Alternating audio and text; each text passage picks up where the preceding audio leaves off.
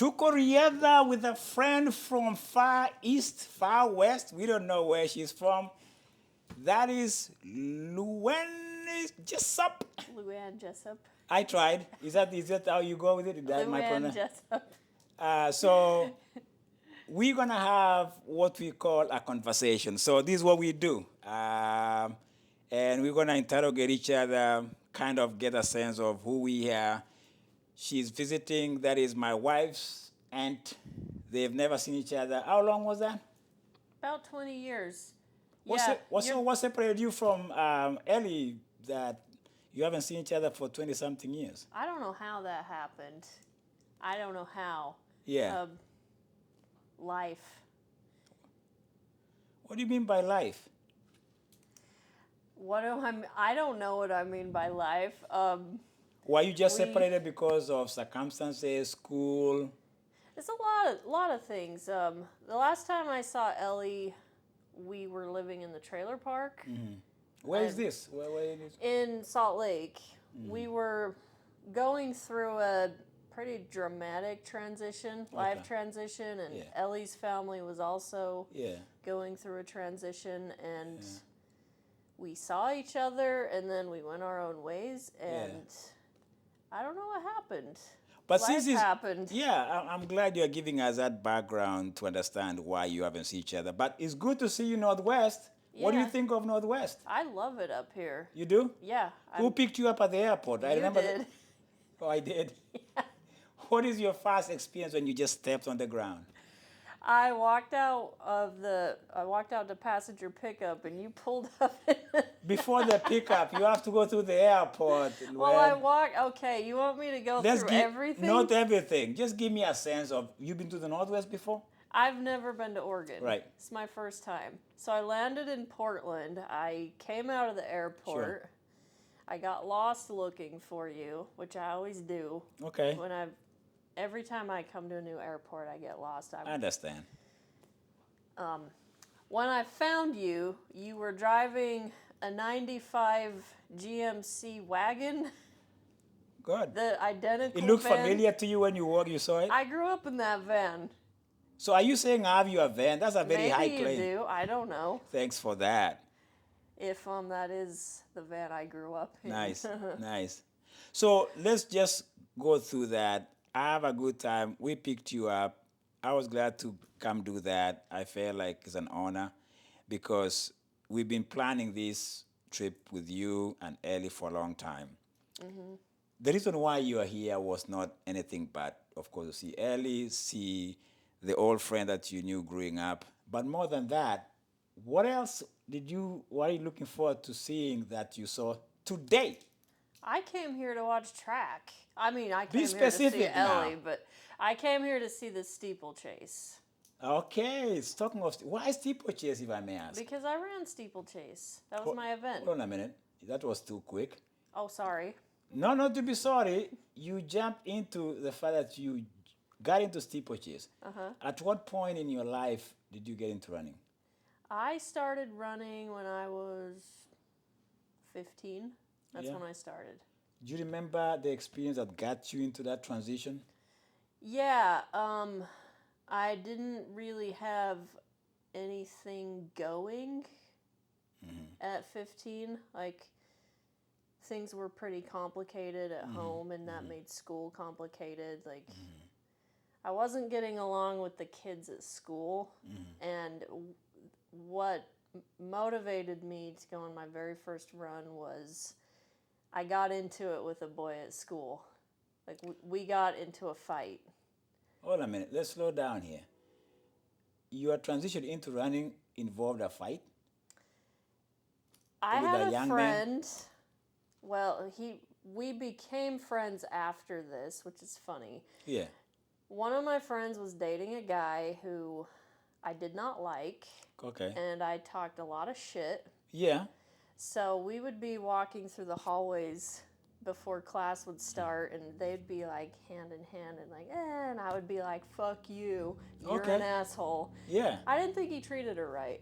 Okay. And one day he lost it on me, and I lost it on him, and Are you talking of a fist fight here? No, words. Also, you had a verbal exchange of Second World War, Third World War kind I of a mean, situation. I'm very creative with my words. I'm not physically violent, but my words can I've established that, LuAnne. You don't have to. my words can punch. Yeah. But he punched back and he hit me hard. Yeah. In fact, when I picked you at the airport, one thing I noticed that you have what I call encyclopedia buffer. So Really? yeah. What? Yes, you I have didn't it. know this. No, now you know because you've established wattage. I'm creating a wattage buffer. So I've never heard that before. that's why you are in Korea that things happen. By the way, before we continue, so we are talking of a situation in school that seems to push you to a point whereby running becomes an escape for you from a situation, or you just established through that Oh, experience it definitely became a coping mechanism. for running. Yeah. So are you talking of high school, middle school? High school. High school, 15. Yeah, 15, 10th grade. So your first running experience, let's just go into there. You are the day you inaugurated yourself. You told yourself, "Go, LuAnne, go run." What was that all about? I went down. There was a trail walking distance from my house. It wasn't the safest place to run, so I would drag my siblings down there. We lived on the bad side of West Jordan in Salt Lake, and I would make my siblings come down to the trail. Sometimes they'd bring a bike, and we would run. My younger brother, was better at it than me, so I would run. I'd get tired and walk, and he's the one that was like, "You're not gonna take any more breaks. We're gonna run." Oh wow! So a brother here is making you appreciate more of a push, more of a Yeah, all you can my do this. siblings are good runners. Good. I'm Wow. actually funny. I'm the one that actually ran track. Sure. You took it the next level. I did, but We'll get there. We'll get there. I think a lot of my siblings were better runners than Okay. me. You know that for a fact. I know that. I know I'm probably one of the worst runners in my family. Let's not conclude that yet because your story gets a little bit I exciting. believe it. Oh, yeah, you can believe, but But your story is exciting for us to If hear. you want to go backwards, like way back to childhood, I was always running and racing, like not consciously. Like at 15 is when I started doing it consciously. Yeah, yeah. So in high school, was there an established program for running? Yeah, but I never. You didn't join the team? No, So you're an outsider, but you ran somehow. I always ran by myself. Did you ever think of joining? I wanted to. Did anybody approach you? My stepdad told me to run cross country, but we can get into that. That's complicated. Did you ever join cross country? No. So to you at that point, you don't see the need. To join a I team. wanted to be on a team. But not this team. No, I would have been on my high school team, but I never. You never got in. No, I never went to tryouts or anything. I never tried. So throughout the high school program, you never ran as a team for the school. No. So given the fact that that's not the end of your story in running, after high school, did you keep running Yeah. on your own? Yeah. And Every then day. from high school, where'd you go next from high school? I did 2 years of community college, and during that time I was running on my own. Yeah. It was just a habit. The passion, the habit. Yeah, I went out every day. I ran almost every day. Do you know how much distance you could think you were I have doing? no idea. 30 minutes, 20 minutes? I was not keeping track. Yeah, okay, that's about. But you were running. Yeah. We know that. So a little bit of college here in your local area?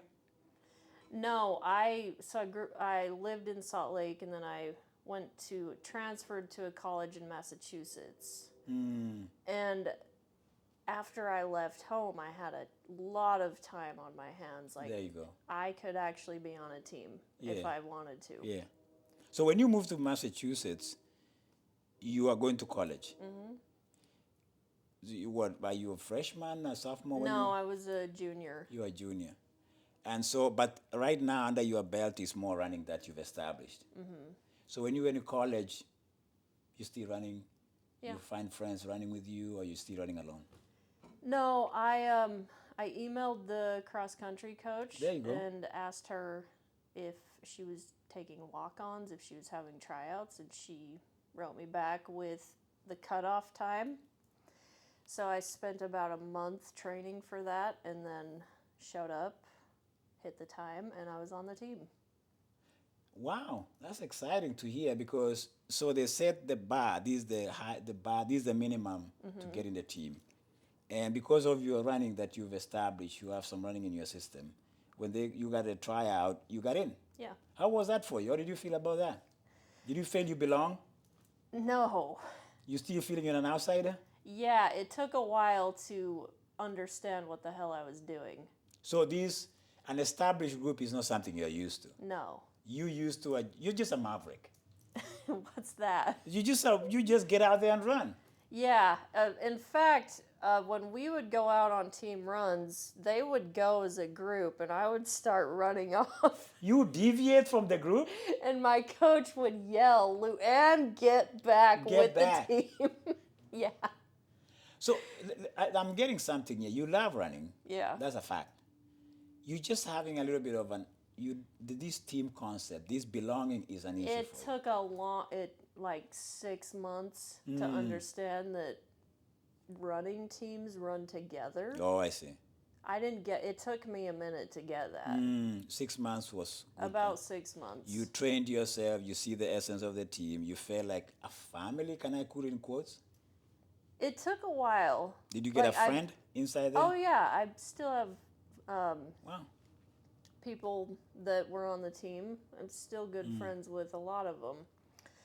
But like getting in with them, it's not like they were excluding me, not at all. Yeah. They're really great teammates.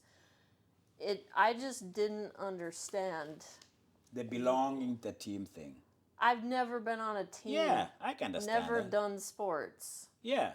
But you initiated the contact. You wanted to do something for this team that Yeah. you've seen. Yeah, I did. What made you do that?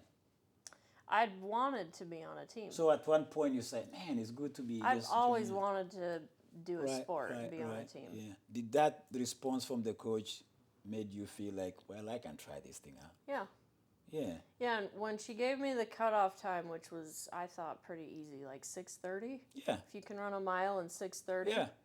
I mean, that's Division 3. This isn't. That's fine. This isn't D1. I could hit that. Yeah. And I did. I got 6:28. There you go. So given that, and let's go a little bit into cross country. The cross country gives you that belonging. You get into the team. You feel you belong. The coach starts to talk to you about running more or training program and things like that. Well, you know what's funny? I was playing rugby before. This is actually a funny story. I was playing Rugby in college? Yeah. Yeah, but this wasn't a varsity team. It was a club team, Yeah. and we were terrible. Okay. And me being the way I was, wouldn't go to practice. But you showed up for competition? I would show up on game day, and I could run fast enough. Sure. I was playing outside center on the rugby team. Yeah. And all I had to do was get the ball. They And would take off. pass the ball. I would take off. We would score points. And my coach would start me every weekend, and I would never go to practice. So these become dual sports you're doing? Rugby? I wasn't doing both. So I wanted to try out for cross country, but I was not sure if I wanted to actually do it. So you are debating whether you're going to commit to this one, but you're still having this So rubbish. right after I made the team, my coach came up to me and was like, "Congratulations," and I was like, "Oh, I don't know if I'm gonna do it." And she's like, Nice. "What?" Yeah. I was like, "Well, I'm on the rugby team. She's like, "Well, yeah, you're gonna have to decide." And I'm like, "Well, I kind of like rugby." Yeah. And she's like, "Well, I'm gonna give you about a day to make up your mind." And then she gave me a whole pitch and convinced me to be on her team, which surprised me. I didn't understand why she wanted me to be on the team so bad. Are you talking of cross country team? Yeah. Okay, and by the way, you initiated the conversation, Yeah. you wanted to be assimilated into the cross country. So apparently, she wants to feel the walk-ons are always, part of the team, and they Yeah. make up some things that are lacking. But so let's just fast forward a little bit. Let's assume rugby didn't work. I'm assuming it didn't work for you, or you felt you wanted to do cross country. It wasn't challenging enough, and that's when I did make my final decision, which didn't take that long. I emailed her a few hours later and was Right. like, Yeah. I'll commit to the team.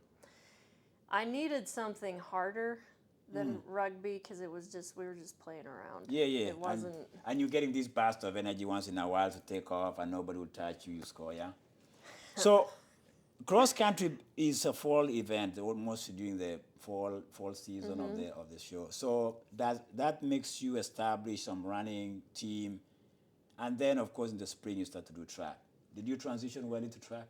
I wasn't gonna do track. Again, you were hesitating. I was so attached to rugby and being with the Wow. rugby team, which I don't, in hindsight, I don't understand because I wasn't like fully connected to the team. I was always isolating myself and then showing up on game day. It's interesting. Rugby is still hanging, but you were in the cross country team. Yeah, I couldn't give it up. And springtime comes and they talk to me about doing steeplechase. I don't know why they thought I would like that race. They were right. I don't know what they picked up on, but my coach, again, wanted to keep me on the team, and she was like, let's do this race. And she was... You're talking of steeplechase. Yeah, 2000, I'm sitting with her in her office, and she's showing me video clips of girls doing steeplechase, and I'm like, yeah.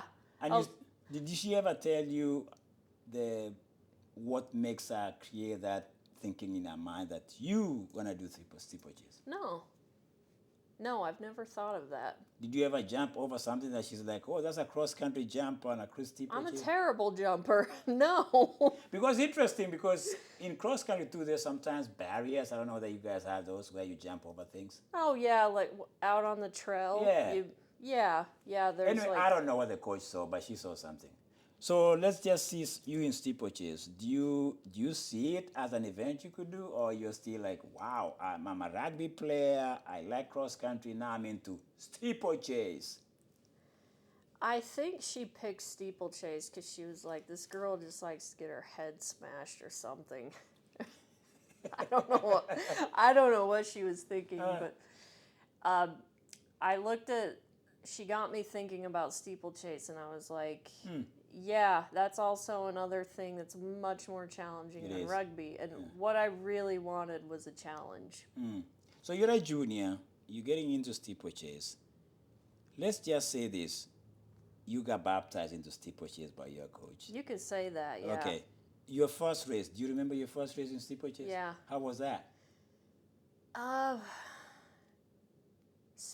Do I remember? I'm not sure. I'm pretty sure I finished last. Okay. Do we have, you say last and you're bad, you're this and that. We don't have record. It's you saying, we might have to call your coach on this. You can Google it and look at my times. They're on the internet. We are not ranking you one way or another, but we are trying to have a conversion of your career, whatever that was. And we are not ranking you as top whatever in the world, okay? But one thing we know, there's a first day you got into steeplechase. How was that experience for you?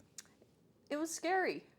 It's a scary race. It is. And I also thought I was such a hard ass that I was like, I'm not scared. Okay.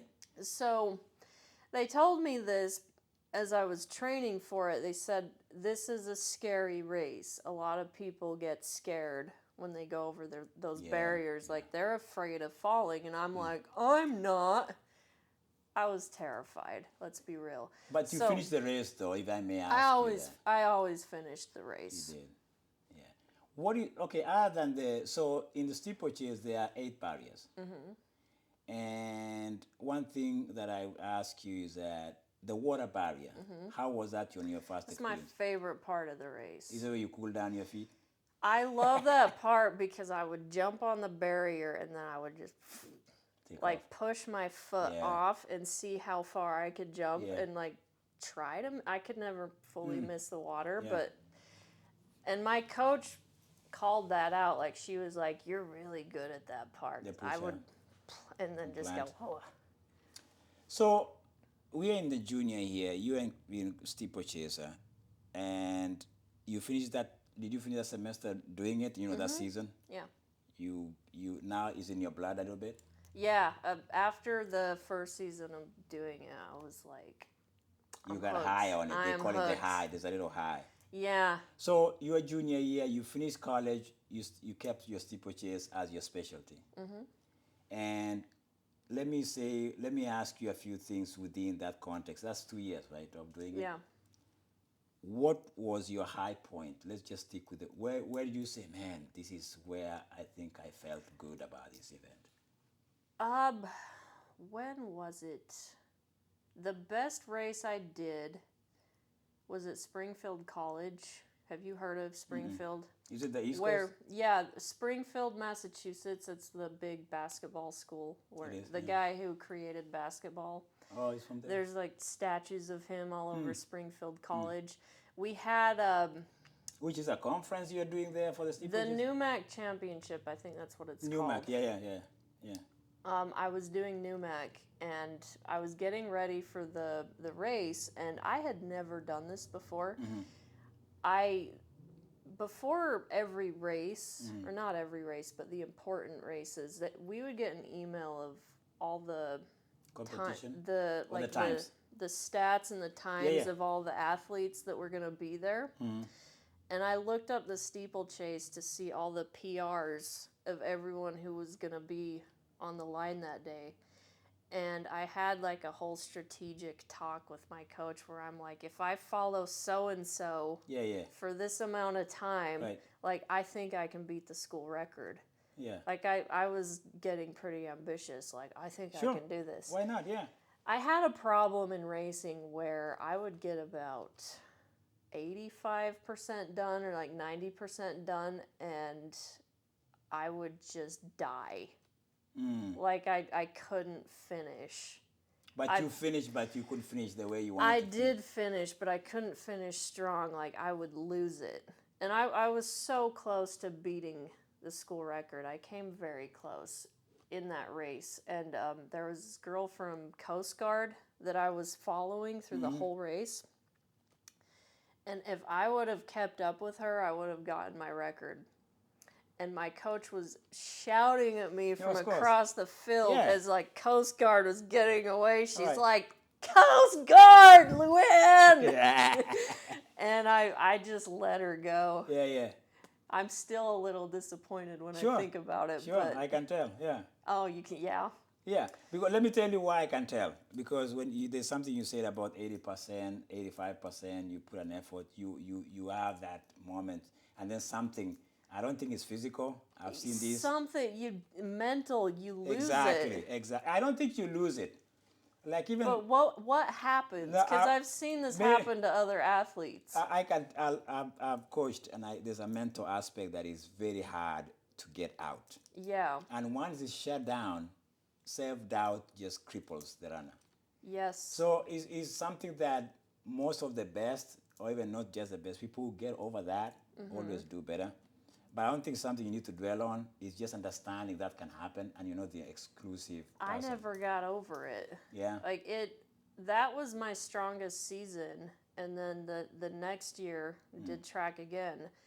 All my races were just never as good as that one. Yeah. And I think for you, if I may ask you about steeplechase, it's a very challenging event. You have a barrier that you can never avoid, and the barrier is not forgiving. You know that's no. a fact, right? Did you have an experience, just not to give you a moment of PTSD? Did you have an experience where you kind of sat on it, or you don't want to get over it, the barrier? So I had a reputation for jumping over the barriers like a gazelle. Yeah, like I had a really pretty jump. Yeah. But I was more focused on looking good as I jumped Of course. than actually. The optics are great for camera. That's why it's great. Go ahead. Well, actually running in between the barriers, and I was constantly being yelled at for that. my coaches would be like, "You're not trying that hard with the running. Like all you care about is Is the it way you look." on the over the barrier? I, listen. I think steeplechase, coming from Kenya, and I've seen it in all shapes, is one of those events that you've watched. In fact, let me just go from college to the passion you develop for the event. There's always you fall into something, you fall in love with something. Yeah. And even now, when you're talking about is you're down, like, man, I never got out of that. I never got over the barrier, so to speak, the time barrier. But overall, 3,000 is not an event that people really understand. You, as a person who was there, speaks the language of people who've been there. Yeah. And without dwelling on your college career so long, let me ask you. So, when you look at you say you never got back that winning, like idea of getting your time or bringing the school record, but you still did it in your senior year. Yeah. And how did that look like? Were you just going through the motions, or you still love the sport? I still loved it, but a couple of things happened. I was still like, I'm gonna get that record. Like and I was like, That's okay. well, I was talking like I'm gonna get it. Like Yeah. I was getting cocky, Yeah. and you know how the ego, like you hit a wall when your ego comes out. So a couple of things happened. I was like getting all like juiced up to do steeple again, and my coach was like, well, one of your teammates, who's one of the best runners on our team, is also going to run with you. And I was like, what? Sorry, what? And I was like putting on a face like, oh yeah, I'm so happy you're going to be running with me. I wasn't, because she was way better than me. And we were at Wesleyan. It's the worst race I've ever run. I know, Wesleyan College? Yeah, we were running we had a meet at Wesleyan. We line up and we go, and she just dusts me. You read the backside of her number after that? I can't even remember the backside of her number. What happened to you? She got in that race and she destroyed it. She destroyed the school record without even trying.